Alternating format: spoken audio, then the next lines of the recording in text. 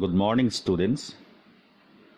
Today I am going to start a new topic of alternative English, and actually this is a poem, a very beautiful poem written by Alfred Lord Tennyson, and the name of the poem is The Brook.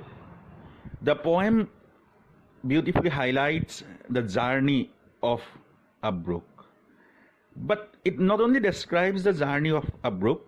Through the poem, the poet tries to convey a higher meaning, a deeper meaning. We are going to discuss all those things in my next few classes. Okay, in today's class, we are going to discuss two things.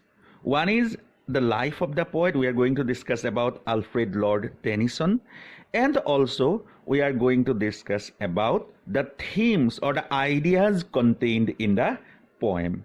Okay, now first of all, let us come to the life and the works of Alfred Lord Tennyson. Now, Tennyson was born on 6th October 1809 at Somersby, Lincolnshire, England. And he died on 6th October 1892 at Sussex. And Tennyson has been regarded as the most famous writer, most famous poet of the Victorian age of English literature. Now, when I discussed the poem earlier, that is Ozymandias of Egypt by P.B. Shelley, there I mentioned that the Romantic age of English literature was followed by the Victorian age of English literature. The Victorian age of English literature started in 1837 and it continued up to 1901 because in that period, in 1837, Queen Victoria became the Queen of England and she ruled in England from till 1901. That period is known as the Victorian age of English literature. Tennyson was born in a middle-class family. His father was a rector in a church and as well as he was a scholar. And one interesting thing is that when by the age of 14, imagine, by the age of 14, Tennyson wrote a drama and an epic poem consisting of how many lines? 6,000 lines. You imagine, at the age of 14, he was able to write such a long poem. Then after completing his school education, he went to Trinity College, one of the most famous colleges in the world. And that was a turning point in his life. Because in Trinity College, what happened? He joined an intellectual group called the Apostles. You have to remember this name for objective type question. And not only that, he also established friendship with a person called Arthur Henry Hallam. And this man, remember this name also, Arthur Henry Hallam played a significant role in the entire life of Alfred Lord Tennyson. Now, Tennyson going to Trinity College in his life was a significant turning point in his life because in there he joined the group Apostle as well as he met Arthur Henry Hallam. Okay. Now in this slide also we are continuing the life of Alfred Lord Tennyson, and here in 1831 what happened?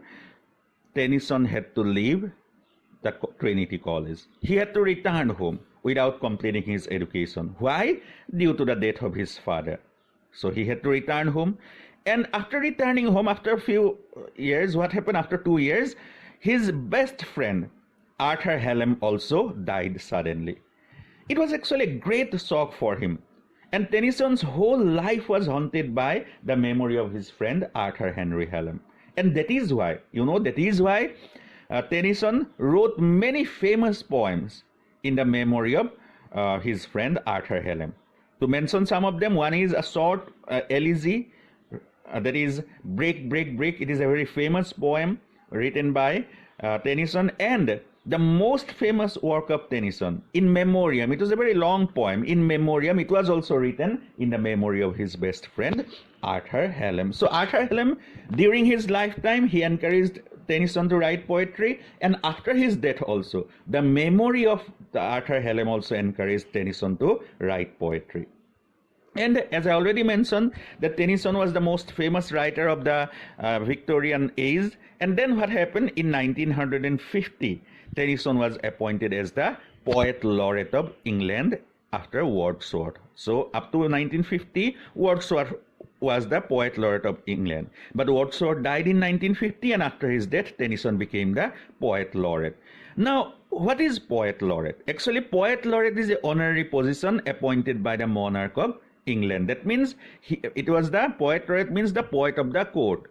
Okay, the poet of the court was known as the poet laureate. The kings, the queens, they have a court, and people from different fields, they represent in the court of the king or queen. And Tennyson represented as a poet, and he is known as the poet laureate. And actually, the most famous writer of the age has been conferred the title of poet laureateship, and Tennyson achieved it because he was the most famous writer of the age. Okay.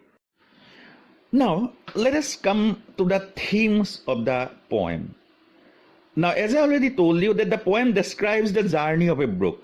The poet here describes the beauty of nature, but at the same time, he wants to convey some messages through the poem. And we can say that the poem has two themes or two ideas.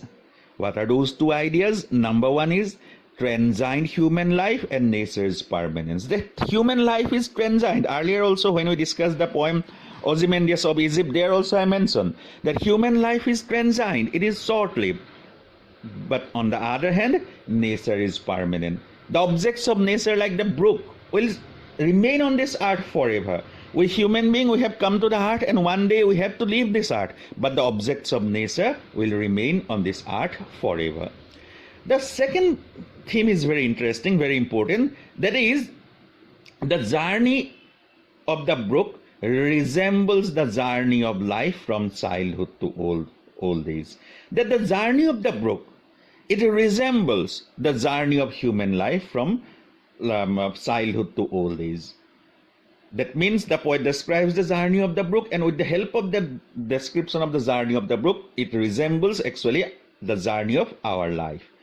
And as we can divide human life into four stages, one is our childhood, then youth, then middle age, and then old age. Similarly, we can divide the poems into four parts.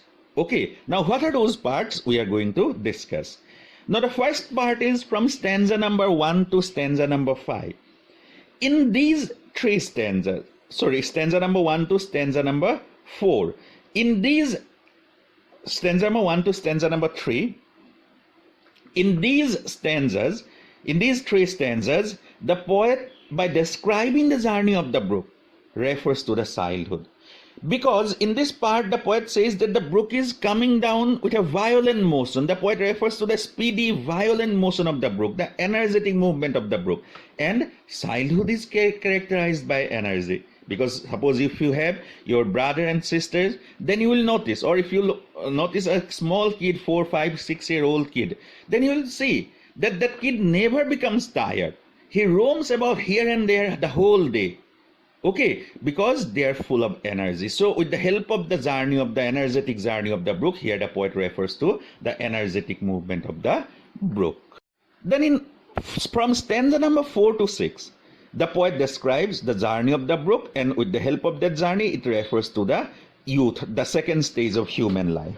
Here, the poet refers to the journey of the brook, and it refers to the youth. Youth is characterized by what? It is characterized by carefree attitude. All of you have that carefree attitude, isn't it? Because you never care anything. You have the energy, both physical and mental energy. With that energy, you are ready to break all the barriers. And similarly, the brook with its power can break everything that comes into its way. Similarly, the young people with their energy tries to break everything that comes in its way. Okay? Now next parts from 7 to 9. Here the poet refers to the middle age. By describing the journey of the brook, the poet refers to the middle age of human life. Here the poet says that the brook takes lots of twists and turns and ups and downs in its journey. Similarly, in the middle age also, we have lots of twists and turns in our life. At one point, we may achieve success in the middle age. At another point, we may have to face failure. Because in the middle age, it is full of anxiety. we have to take many responsibilities. We have to look after ourselves.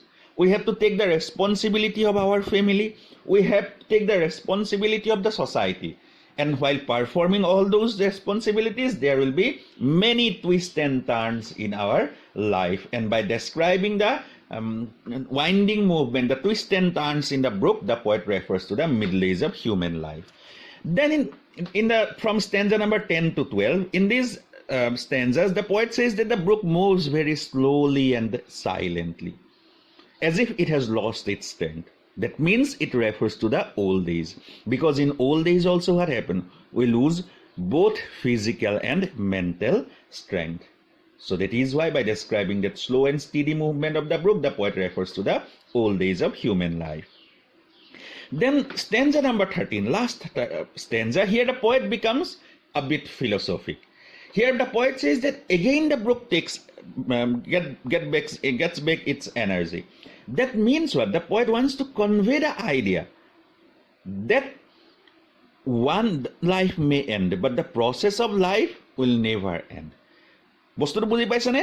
That at one point a person may die, but the process of life can't be, we can't say that the process of life ends, because at that moment another person comes to the earth, another person takes birth, and again in the case of that person, from the first stage of life, that is from childhood, again the process will continue. That means the process of life is a cyclic process. It never ends. One cycle may end, but again another cycle will begin. So here that we can say that the poet has become a bit philosophic. I'll discuss those things in details in my next classes.